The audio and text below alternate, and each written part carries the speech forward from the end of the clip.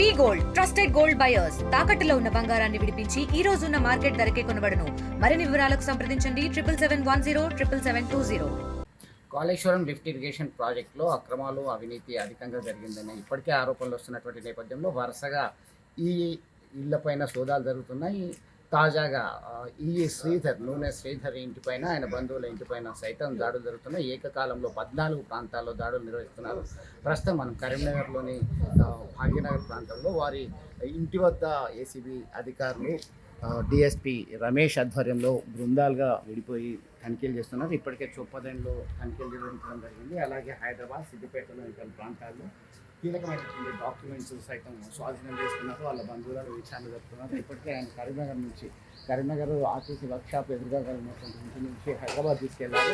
ఆయనకు సంబంధించినటువంటి కీలక అంశాలు, కీలక డాక్యుమెంట్స్ స్వాధీనం చేసుకున్నటువంటి పరిస్థితి మనం ప్రత్యక్షంగా గమనిస్తున్నాం. దీనికి సంబంధించి ఇప్పటికే ఎగ్జిక్యూటివ్ ఇంజనీర్ ఇతర అధికారుల గుండెల్లో గుబులు రేకెత్తుతున్నాయి. ఈ క్రమంలో ఇప్పుడు ఏం జరుగుతుంది?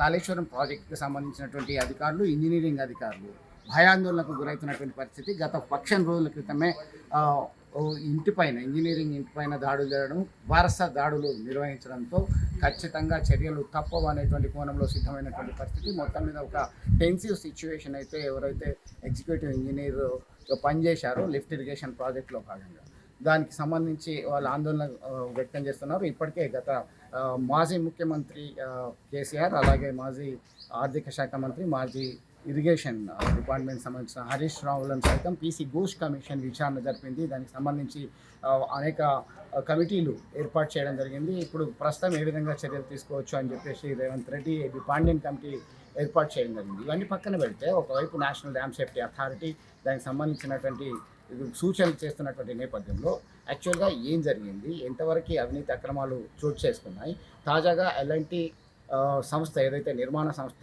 సైతం చేతులు ఎత్తేసిందో ఈ క్రమంలో ఏ విధమైనటువంటి అవినీతి అక్రమాలు చోటు చేసుకున్నాయి, ఎంతవరకు లావాదేవీలు జరిగాయి, దీనిలో ఎవరెవరు పాత్రదారులు, సూత్రధారులు అనే కోణంలో పూర్తి కూపిలాగేటువంటి పనిలో తెలంగాణ రాష్ట్ర యాంటీ కరప్షన్ బ్యూరో అధికారులు అయితే రాష్ట్ర ప్రభుత్వం యొక్క ఆదేశాలను తూచా తప్పకుండా పాటిస్తూ పలు ప్రాంతాల్లో ఏకకాలంలో దాడులు నిర్వహిస్తూ తాము ఎవరెవరు అవినీతికి పాల్పడ్డారు, ఎంత మొత్తంలో కూడబెట్టుకున్నారు, ఆదాయానికి మించి ఆస్తులు ఉన్నటువంటి వ్యక్తుల ఇళ్లపైన సోదాలు నిర్వహిస్తూ తగు చర్యలు తీసుకుంటున్నటువంటి పరిస్థితి ప్రత్యక్షంగా గమనించవచ్చు. For latest updates on India-Pakistan tensions, download RTV Live app.